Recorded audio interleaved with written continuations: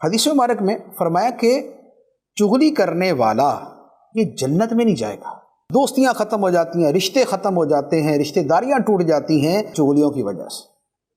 اور بعض لوگ کیا ہوتے ہیں، میرا مشاہدہ ہے اور آپ میں سے بھی بہت سارے لوگوں کا مشاہدہ ہوگا کہ بعض اتنے ایکسپرٹ ہوتے ہیں چغلی کرنے کے اندر کہ وہ اگر سیدھی بات بھی کریں گے نا، وہ پتہ نہیں اس میں کہاں سے زہر کی پڑیا ڈال دیتے ہیں.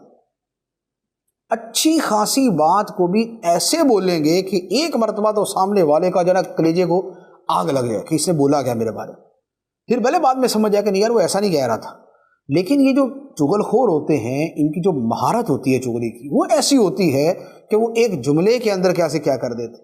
میں خود کئی ایسے جو ہے نا وہ لوگوں کو دیکھ چکا ہوں کہ آ کے یہ بھی بولیں گے نا کہ فلاں بندہ یہ کہہ رہا تھا کہ مفتی صاحب آئے تو میں نے ان کو پانی پلایا.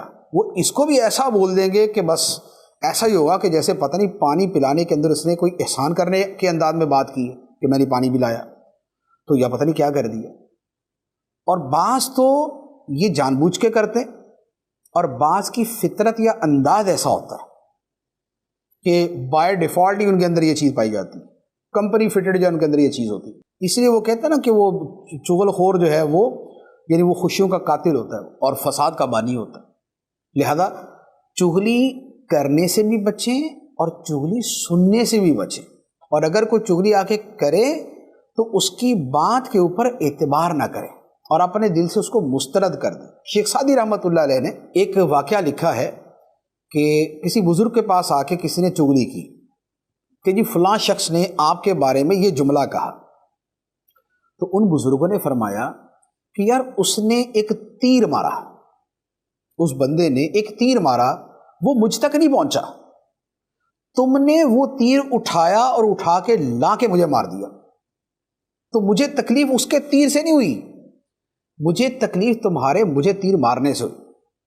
کسی بندے نے اپنے گھر میں بیٹھ کے کسی اپنی مجلس کے اندر بیٹھ کے جو مرضی کہا، برا کہا، اس نے کچھ سخت جملہ کہا، مجھ تک تو پہنچا ہی نہیں ہے، مجھے تو پتہ ہی نہیں ہے، مجھے پتہ ہی نہیں ہے تو مجھے تکلیف بھی کوئی نہیں. لیکن یہ جو درمیان کا راوی ہوتا ہے، یہ چغل خور ہوتا ہے، یہ کیا کرتا ہے، یہ اس بات کو اٹھا کے لا کے ہمارے ٹھک کر کے سینے میں مارتا ہے. ہمیں تکلیف اب ہوتی ہے تو گویا اس کے بولنے سے تو تکلیف نہ ہوئی، ہمیں تو تکلیف ہوئی اس بندے کی وجہ سے.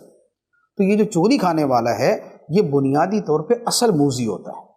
لہٰذا ان سے اپنے آپ کو اپنا ذہن بنا لے، ویسے ہی سوچ کے رکھیں کہ بھئی ہمارے اندر بہت ساری خامی ہیں، اگر کسی نے بیان کر دی ہیں تو اللہ تعالی ہماری اصلاح فرما. یوں چند ایک باتوں کے ذریعے ہم اپنے آپ کو تکلیف سے بچا سکتے ہیں اور اس جو ماحول کے اندر ایک تلخی آتی ہے ہم اس سے اپنے آپ کو بچا سکتے ہیں.